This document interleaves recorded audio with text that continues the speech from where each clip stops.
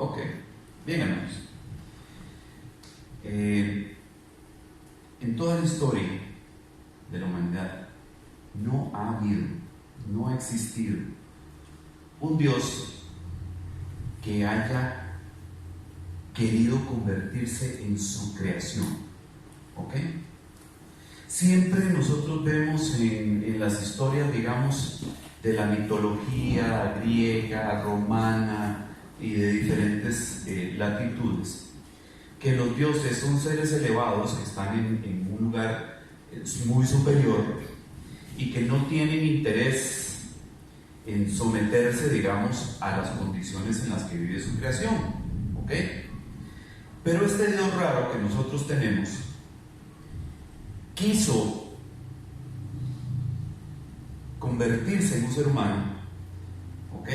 Materializar un cuerpo, nacer de una mujer exactamente igual que lo hace cualquier ser humano, tener una infancia sometida a todas las carencias y necesidades de un bebé. Nosotros nos imaginamos a un Jesús que lloró cuando era bebé, nos imaginamos a un Jesús que lloró cuando se cayó y se rompió o se hizo una herida. O sea, nos imaginamos a un Jesús que tenía hambre y lloraba, un Jesús que ensuciaba el pañal. O sea, todo lo que nosotros podemos entender de un ser humano precisamente era lo que ocurría con Jesús. Entonces yo no entiendo, para serles muy sinceros, ¿por qué un ser superior que no tiene necesidad de pasar por absolutamente ninguna de esas cosas querría experimentarlo? ¿Ok? Es como que usted sea hipermillonario, o sea, que usted sea una persona absolutamente poderosa, o sea, llena de millones por donde lo quiera ver, y quiere renunciar absolutamente a todo lo que tiene para dormir en un cartón en San José. ¿A usted le hace sentido eso? A mí no. O sea, solo por conectarse con su creación, solo por poder vivir en su propia carne lo que es ser un ser humano. A mí me parece algo tan extraño. Y la única explicación que yo puedo tener para eso es creer que lo hizo por amor a su nombre, por la justicia que Él ostenta y por el amor que tiene en su creación a nosotros como parte de esa creación. ¿Por qué? Porque si no hubiera sido por eso, nosotros jamás hubiéramos tenido la oportunidad de conocer la superioridad de ese Dios al que adoramos, la calidad de amor, de justicia, de rectitud, de sabiduría, de poder de ese Dios al que nosotros adoramos, porque se inmola a sí mismo, se convierte en un ser humano y viene a vivir entre nosotros con todas las necesidades y limitaciones que los seres humanos tenemos. Entonces, por eso la canción esta que acabamos de entonar me parece absolutamente adecuada. No hay nadie como Él. No existe un Dios como Él. No lo hay. ¿Ok? A lo largo de la historia se ha adorado al sol, a la lluvia, al trueno, al rayo, un montón de cosas. Pero ninguna de esas cosas ha venido a consolarme, ninguna de esas cosas ha venido a abrazarme, ninguna de esas cosas me ha dicho que todo va a estar bien, ninguna de esas cosas me ha dicho que cuenta conmigo, que va a estar conmigo todos los días hasta el fin del mundo. Ninguno de esos. Entonces, hay muchas religiones, hay muchos dioses, hay una infinidad de religiones y de dioses en este mundo en el que nosotros vivimos. Y las personas tienen derecho a escoger el que quieran, ciertamente. Pero a mí me gusta este.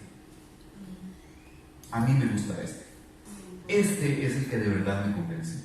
Este es en el que yo creo. Este es el que yo creo que es realmente como debería de ser un Dios o un ser superior a nosotros. Que vino a hacer cosas que nadie esperaba. Que lloró con nosotros.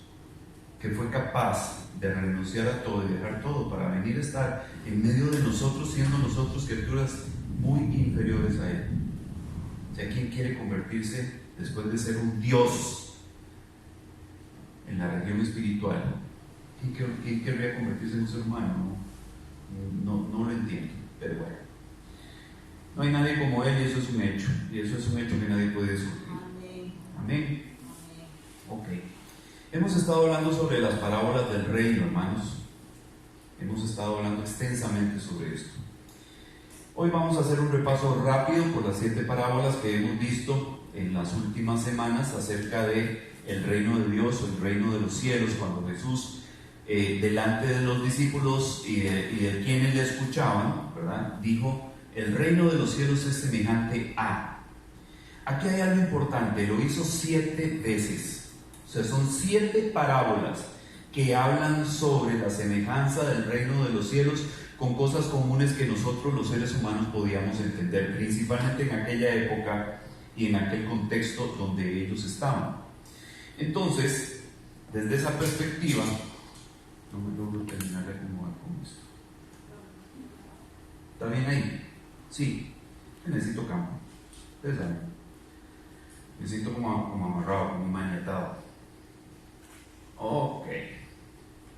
Entonces,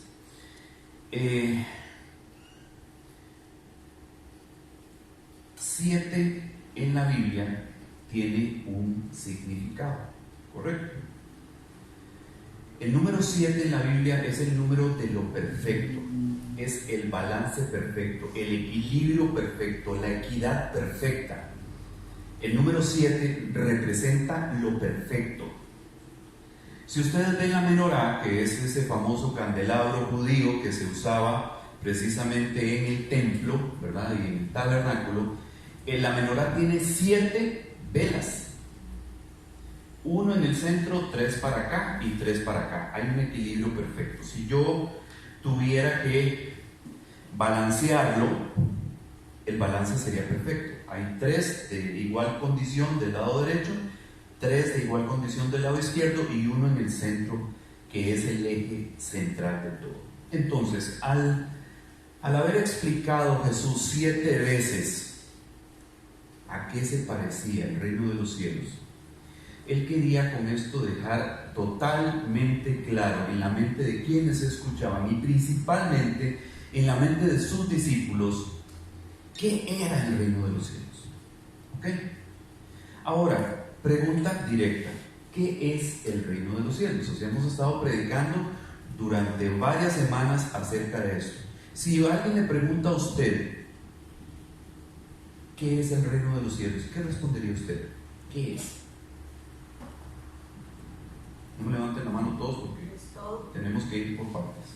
Me imagino que es todo. Ajá. Es toda la creación, es todo lo que tenemos. El reino de los cielos, para mí, aquí en la tierra es todo. Ok. Digamos, porque todo pertenece a Él y Él es el único. Y nosotros pertenecemos a Él porque también somos de la creación. Amén.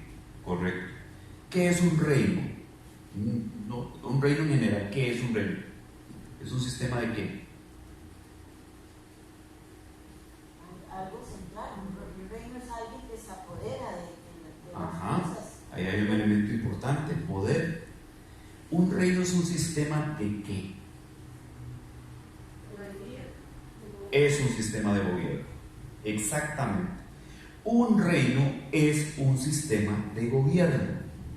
Entonces, si nosotros hablamos del reino de Dios, estamos hablando de un sistema de gobierno.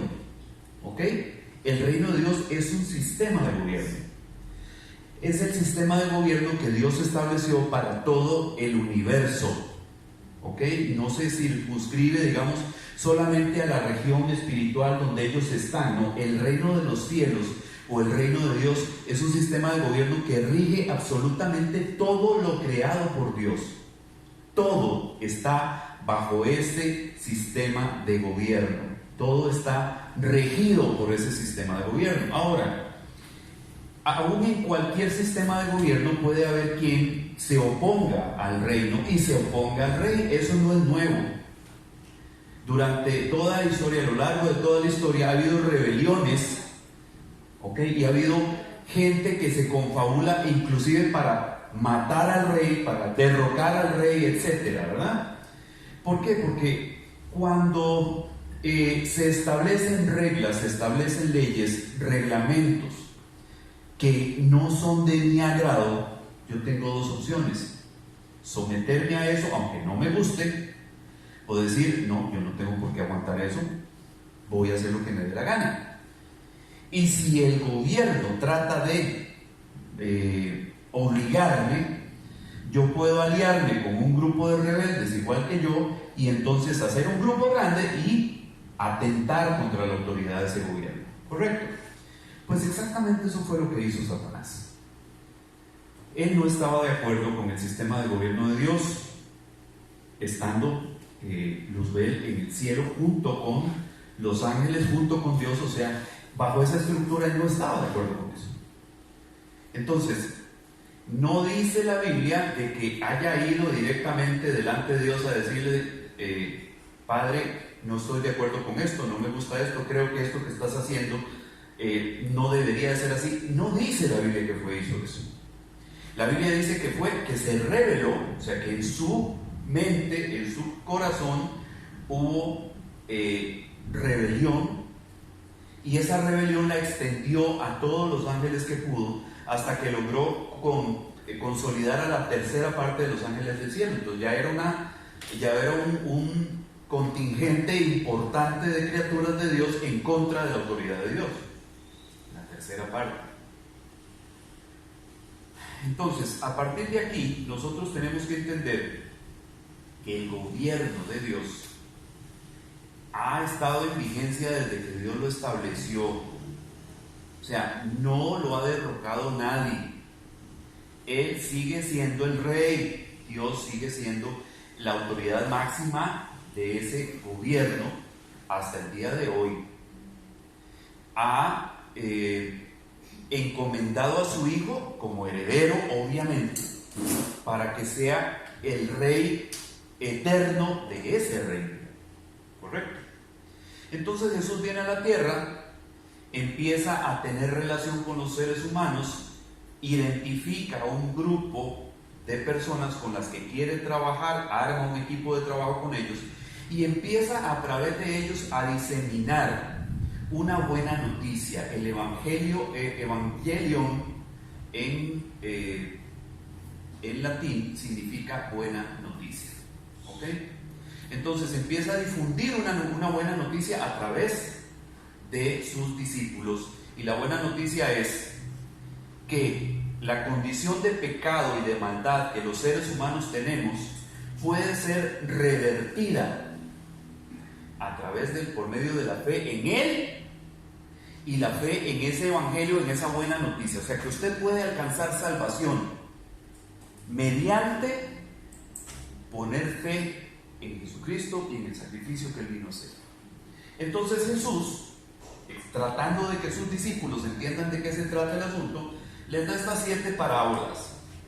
La primera es la parábola del sembrador. Bueno, aquí tenemos las 7: la del sembrador, el trigo y la cizaña, el grano de mostaza, la levadura, el tesoro escondido, la perla de gran precio y la red barredera. La parábola del sembrador dice: y les habló muchas cosas en parábolas diciendo, Mateo 13, 3 al 8. He aquí el sembrador salió a sembrar, y al sembrar, parte de la semilla cayó junto al camino, y vinieron las aves y se la comieron. Otra parte cayó en pedregales donde no tenía mucha tierra, y enseguida brotó porque no tenía profundidad de tierra. Pero cuando salió el sol se quemó, y porque no tenía raíz se secó. Otra parte cayó entre espinos, y los espinos crecieron y la ahogaron. Y otra parte cayó en tierra buena y dio fruto, algunas semillas a 100 por 1, otras a 60 y otras a 30. Jesús mismo explica esta parábola y dice qué es cada una de estas cosas, qué es cada uno de estos elementos. Ahí mismo en Mateo 13, de los versículos 18 al 23, Él explica y dice: vosotros pues escuchad la parábola del sembrador. O sea, se las voy a explicar. A todo el que oye la palabra del reino y no la entiende, el maligno viene y arrebata lo que fue sembrado en su corazón. Por eso es que yo les digo, ¿entendimos, hermanos? ¿Está claro, hermanos? ¿Alguna pregunta, hermanos? Porque si usted no entiende, el riesgo es ese. arrebata lo que fue sembrado en su corazón. Este es aquel a quien se sembró la semilla junto al camino. Y aquel en quien se sembró la semilla en pedregales, este es el que oye la palabra y enseguida la recibe con gozo. Pero no tiene raíz profunda en sí mismo, sino que solo es temporal. Y cuando por causa de la palabra viene la aflicción o la persecución, enseguida tropieza y cae. Y aquel en quien se sembró la semilla entre espinos, este es el que oye la palabra, mas las preocupaciones del mundo y el engaño de las riquezas ahogan la palabra y se queda sin fruto. Pero aquel en quien se sembró la semilla en tierra buena, este es el que oye la palabra y la entiende. Este sí da fruto y produce uno a 100, otro a 60 y otro a 30. ¿Por qué Jesús les explica esto? Porque ellos iban a ver todo eso que acababa de describir. O sea, ellos iban a ver la semilla que cayó junto al camino, ellos iban a ver la semilla que cayó en los pedregales, ellos iban a ver la semilla que cayó entre espinos, ellos iban a ver toda esta clase de personas dentro de la iglesia. Ellos iban a tener que lidiar con ese tipo de personas dentro de la iglesia. Entonces Jesús de alguna u otra forma les está anticipando lo que va a pasar. Y Jesús les dice, no se estresen. ¿Por qué? Porque va a haber todo tipo de gente. O sea, vamos a tener de los que se sembró, la semilla junto al camino. Regálame agua, por favor, vasito con agua. Iban a tener de los que se sembró entre pedregales, los que se sembró entre espinos, o sea, de todo ese tipo de gente iba a haber. Y Él les explica cómo son, para que cuando los vean en la iglesia digan, es que este hermano no entendió. Y entonces, o sea, no caló profundo en su corazón y rápido se fue. Entonces, dice que de todas las semillas que se iban a tirar, iba a haber un grupo de semillitas que sí iban a funcionar. Y que aún entre las semillas que van a funcionar, no se hagan ilusiones de que todas van a producir así al 100 por uno, no. Dice, unas van a producir al 100 por uno, otras al 60 y otras al 30, pero dan fruto. Lo que Jesús les está diciendo es, esas están produciendo. No pretendan que todas produzcan a 100, no todas van a producir a 100. Unas van a producir a 100, otras no. Otras van a producir a 60, otras no, otras van a producir a 30, pero están dando fruto. Son semillas buenas que cayeron en buena tierra, solo que no todas las tierras dan la misma producción o la misma capacidad. Bien, seguimos. La parábola del trigo y la cizaña. Dice Mateo 13, 24 al 30, Jesús le refirió otra parábola diciendo, el reino de los cielos puede compararse a un hombre que sembró buena semilla en su campo. Pero mientras los hombres dormían, vino su enemigo y sembró cizaña entre el trigo y se fue. Cuando el trigo brotó y produjo grano, entonces apareció también la cizaña. Y los siervos del dueño fueron y le dijeron, Señor, ¿no sembraste buena semilla en tu campo? ¿Cómo pues tienes cizaña? Él les dijo, un enemigo ha hecho esto.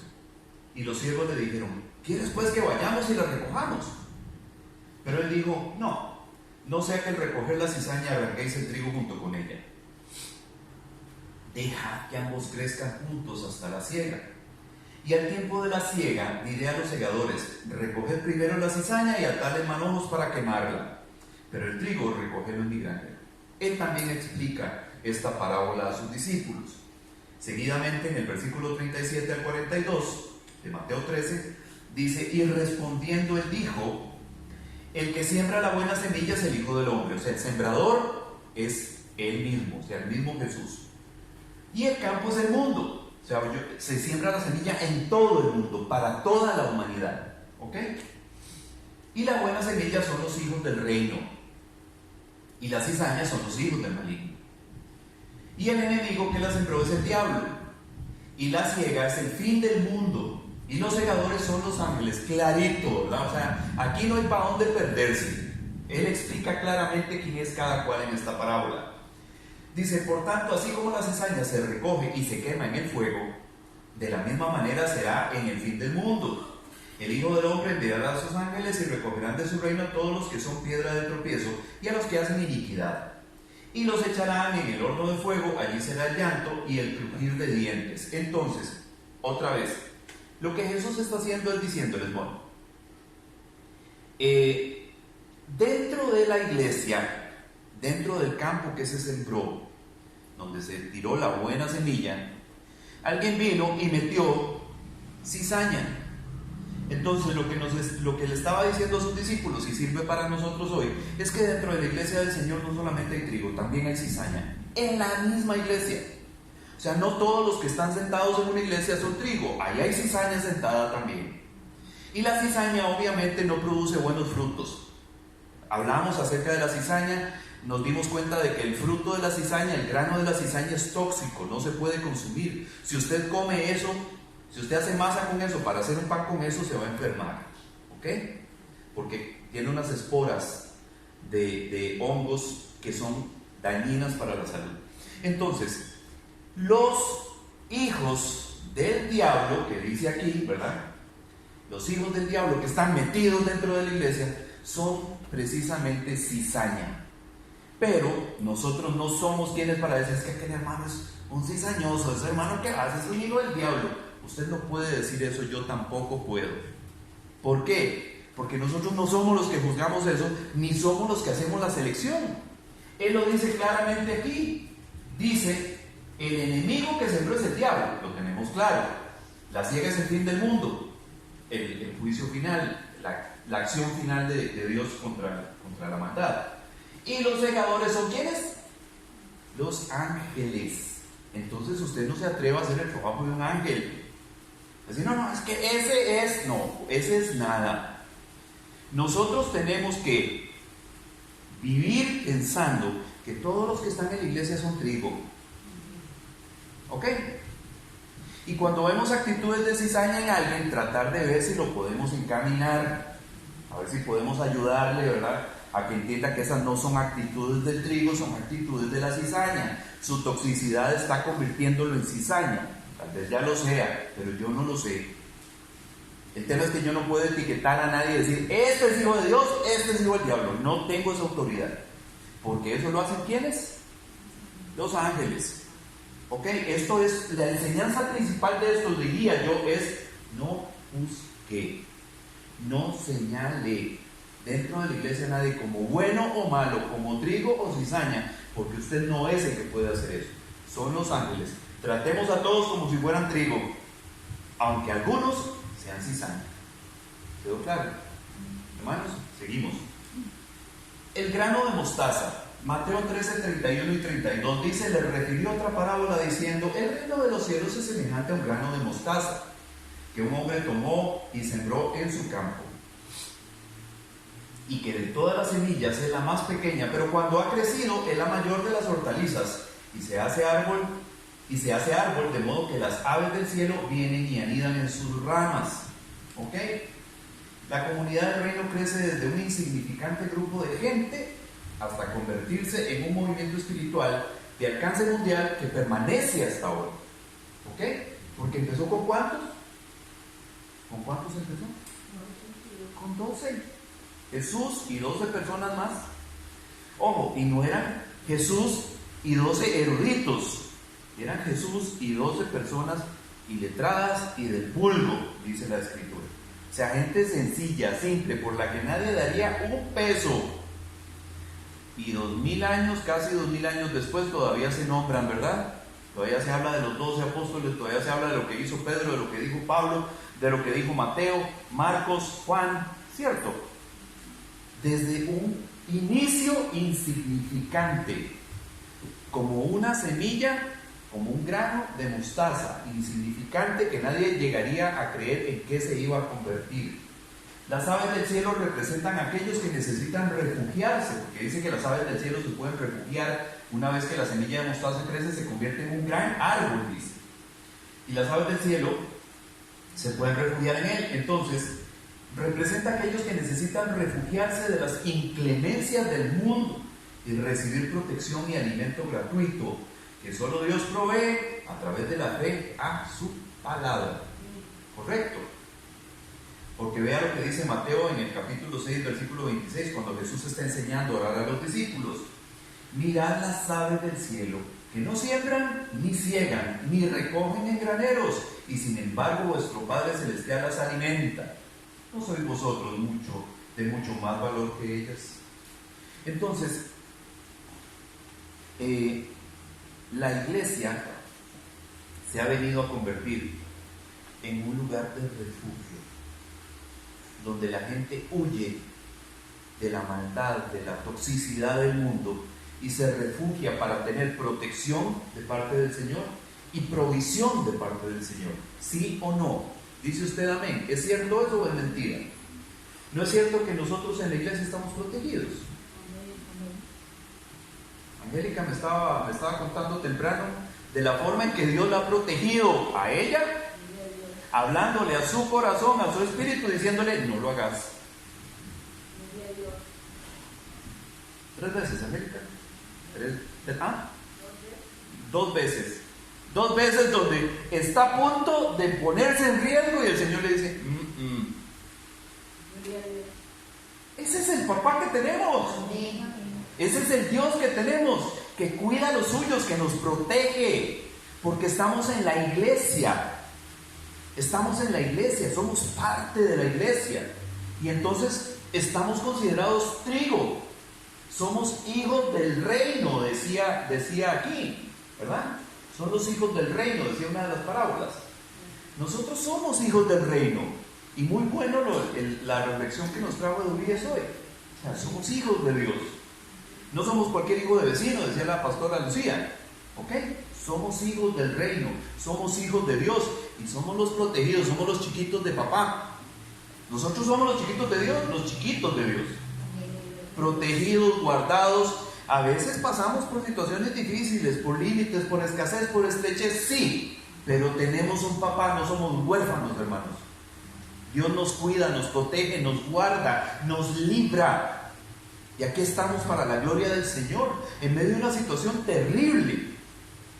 Parte cierta, parte no. Pero cierta o no, la situación en la que estamos metidos es fea. Pero el Señor nos está guardando. Amén. Amén. Y nos está percibiendo.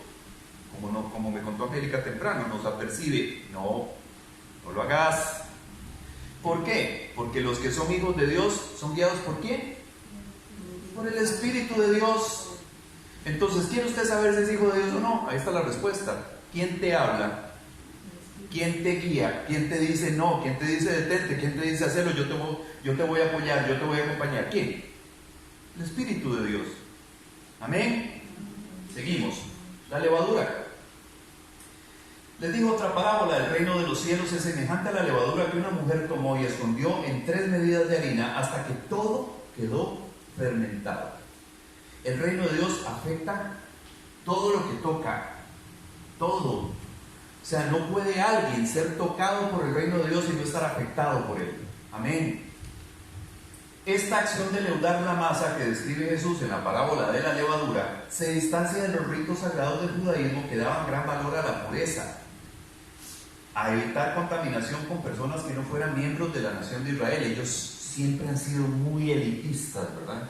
O sea, judíos, solo los judíos, y solo entre judíos. Todo lo de afuera es considerado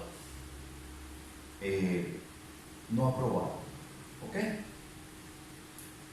Sigue diciendo: ahora se está introduciendo levadura que transforma la harina para que al final ésta sea levantada con el poder del evangelio, inflada. Recordemos que lo que hace la levadura es inflar, ¿verdad? Mete aire en la masa y la infla. ¿Ok?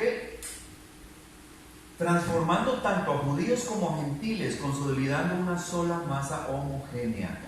La mujer que se menciona en esta parábola encaja bien con la descripción que generalmente se hace de la iglesia, comparándola con una mujer que inclusive se convierte en esposa de Cristo, del Cordero. ¿Ok?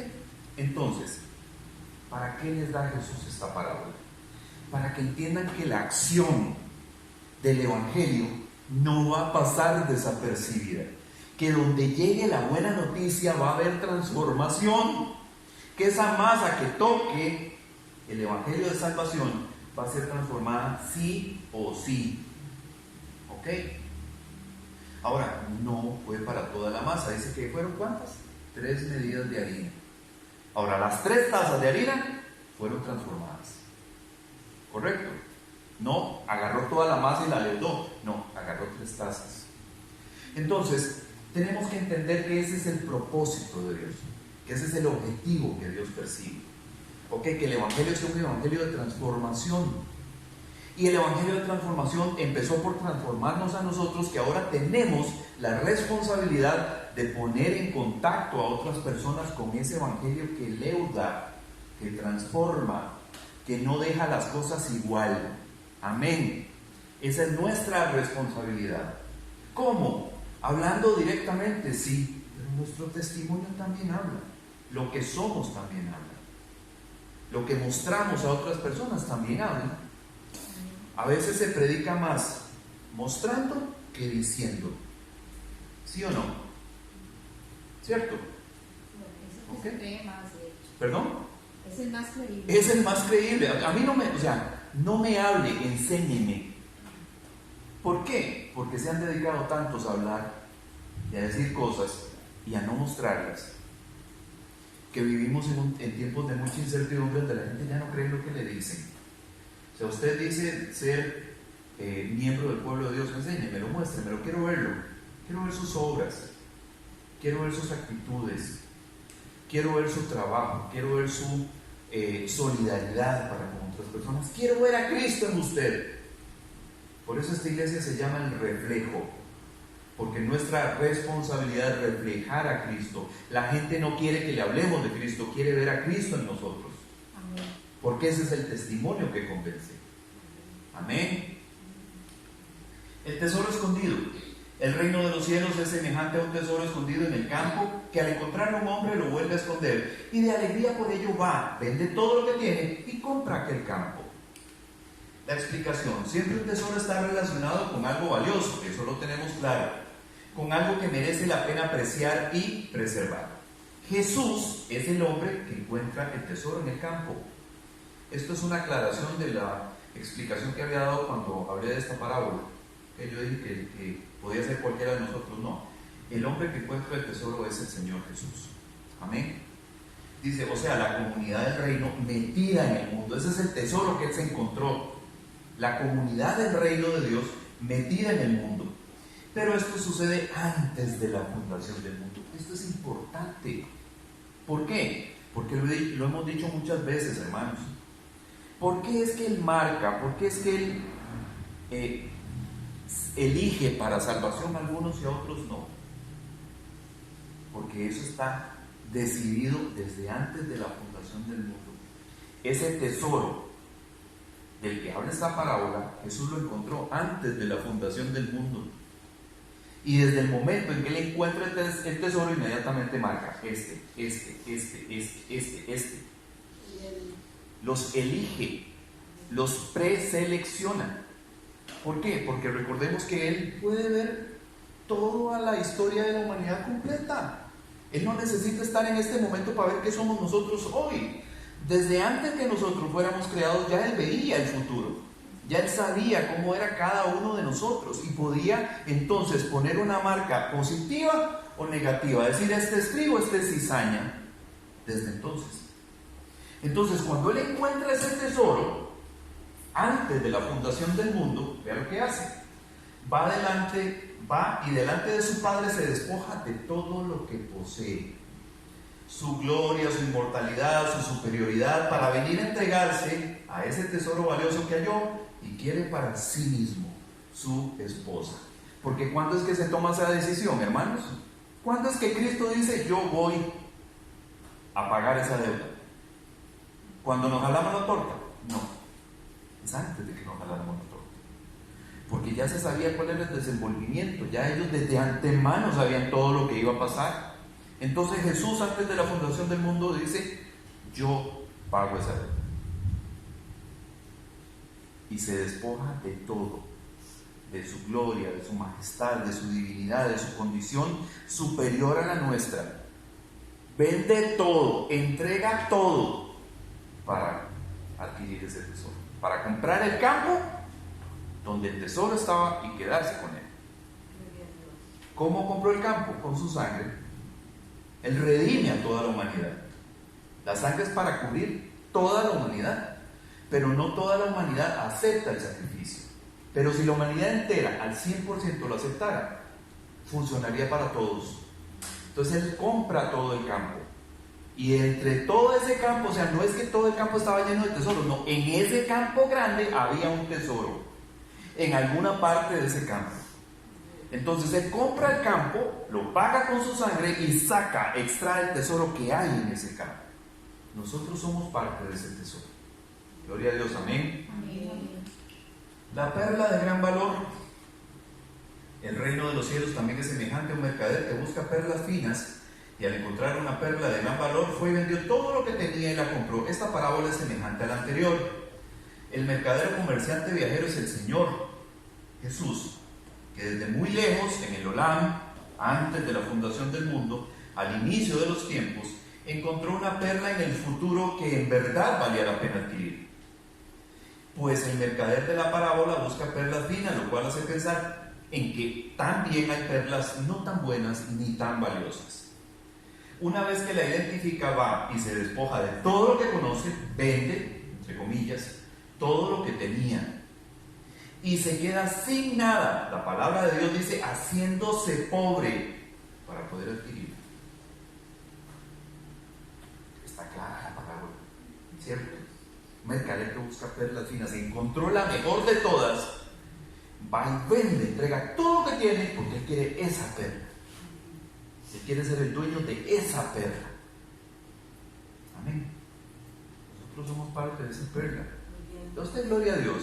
Amén. Ustedes están entendiendo quiénes somos nosotros en Cristo. Ahí estábamos en cada una de esas parábolas. Nosotros estamos representados, hermanos. Hace casi 2000 años, en cada una de esas parábolas nosotros ya estábamos representados. Ya desde entonces teníamos la marca de salvación. Ya habíamos sido preescogidos por Él. Ya la selección de nuestra salvación estaba lista desde entonces. ¿Ustedes entienden? A mí me emociona, me produce gozo saber que eso es así. Porque mi salvación estaba preparada aún antes de que yo viniera a la existencia. ¿Cómo no me voy a emocionar? Nací salvo. ¿Usted me puede entender eso? Yo nací salvo, yo no lo sabía. Yo nací salvo. Desde que nací ya tenía la marca de salvación y yo no lo sé. Amén. Yo también. Gloria a Dios, amén. Amén. La red barredera. El reino de los cielos también es semejante a una red barredera que se echó al mar. Recogió peces de toda clase y cuando se llenó, la sacaron a la playa y se sentaron y recogieron los peces buenos en canastas, pero echaron fuera los malos. La red del Evangelio de Salvación ha sido lanzada al mar de la humanidad por los hombres escogidos por el Señor, y al final serán los ángeles los llamados a separar a los escogidos de los desechados. Recuerda que Jesús le dice a Pedro y a sus socios: dejen lo que están haciendo, que yo los voy a hacer pescadores de hombres. Y entonces nosotros hemos venido a convertirnos en eso, pescadores de hombres. Todas las parábolas de Jesús, todas, hablan de algo que es como el tema central, el eje central de todo esto, de la historia que nosotros hemos venido revisando. Hay un común denominador, ¿ok? Segunda de Tesalonicenses 1:6 al 9. Segundo de Tesalonicenses 1:6 al 9 dice: porque después de todo es justo delante de Dios retribuir con aflicción a los que os afligen y daros alivio a vosotros que sois afligidos. Está hablándole a la iglesia y también a nosotros, cuando el Señor Jesús se ha revelado del cielo con sus poderosos ángeles en llama de fuego. ¿Quiénes son los que van a hacer la escogencia? ¿Quiénes van a hacer la selección?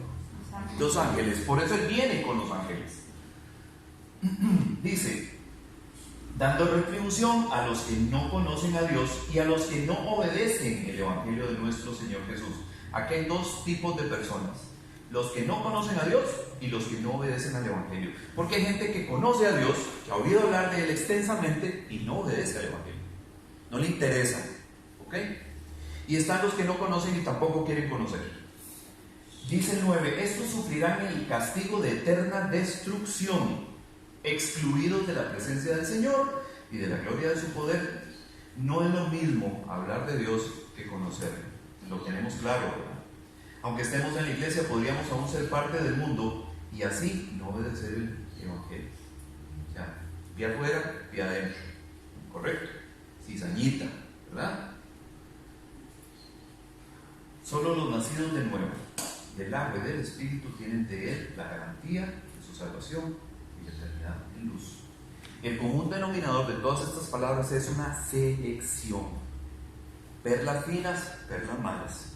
Peces buenos, peces malos. Trigo, cizaña. ¿Ok? Semillas que caen en buena tierra, semillas que no. Y en el tema este hay una separación al final. Nosotros tenemos la responsabilidad de ser portadores de esa noticia, de ser comunicadores de ese evangelio. Usted dice, no, yo ya estoy ya, ¿qué me importa a mí los demás? Cuidado con eso, porque tal vez usted se cree trigo y puede hacer cizaña. Pórtese como trigo, no como cizaña, porque hay cizaña en la iglesia y yo mismo no quiero creer que soy cizaña. Yo espero y creo firmemente que soy un hijo del reino, no un hijo del diablo. Dice amén. Amén. El mensaje de las parábolas, hermanos. Una pregunta. Dígame. Entonces, el reino de Dios ya está aquí en la tierra desde que Jesús vino. El reino de Dios está presente en la tierra desde que Él vino. O Porque sea, Él dijo, el reino de Dios, el está reino de aquí. los cielos se ha acercado. Ajá. Desde ese momento que Él llegó a la tierra, el reino de Dios se instauró en la tierra y está sucediendo todo esto. Lo único que falta es la siega. Ujú. Ujú. Desde que Jesús vino, todos estos 2000 y resto Desde de entonces he estado sembrando se ha estado- cizaña se ha estado dentro del gestando- campo del Señor. Se ha estado gestando el gobierno de Dios y en la tierra. Ajá. Y por eso entonces crece el trigo con la cizaña, es todo el evangelio que es la levadura y que también el evangelio es la red barredera, Ujú. se ha estado expandiendo Ujú. y levantando Ujú. hasta que ya llegue el día de la siega. Correcto, exactamente. Entonces, el reino de Dios no es la iglesia. Quiero que quede claro eso. El reino de Dios no es la iglesia. El reino de Dios está funcionando en la iglesia. ¿Ok? No es que el reino es la iglesia, no. El reino es el gobierno de Dios.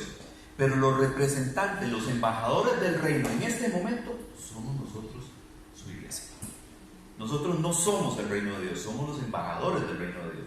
¿Y dónde se aplica? ¿Dónde se ve la esfera de acción de Dios en la tierra? En su iglesia.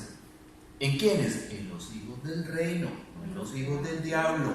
¿Entendemos eso? Porque alguien puede decir, no, hombre, es que yo conozco un montón de cristianos que hacen esto, de aquello y lo otro. Sí, pero son cizaña, papá. O por lo menos se portan como si lo fueran. ¿Ok? Veamos a los hijos del reino. Porque el reino de Dios está funcionando, está afectando, está transformando, está cambiando a los hijos del reino. Porque es el Espíritu Santo de Dios el que los transforma. No es una voluntad propia, personal, no voy a ser bueno a partir de mañana, no. Es el Espíritu de Dios el que hace ese trabajo. No somos nosotros, lo hace el Espíritu Santo de Dios. ¿Por qué? Porque somos hijos adoptados de Dios. Lo que decía Edwin al principio. Nosotros somos hijos de Dios. No somos criaturas solamente, somos hijos. La fe que hemos puesto en Cristo Jesús y en el Evangelio de Salvación nos dio el derecho de ser llamados hijos de Dios. ¿Y cómo sabemos que somos hijos de Dios? Porque el Espíritu de Dios nos guía. No tomamos nosotros nuestras propias decisiones y vamos por la vida haciendo lo que nos da la gana. No, es el Espíritu de Dios el que nos dice que sí y que no. Y tenemos que ser sensibles a la voz del Espíritu. Amén. Dice amén. Amén. ¿Quedó claro todo? Si tiene alguna pregunta, me la hace por WhatsApp. Estamos listos, hermanos. Agradecidos con el Señor como más no se puede.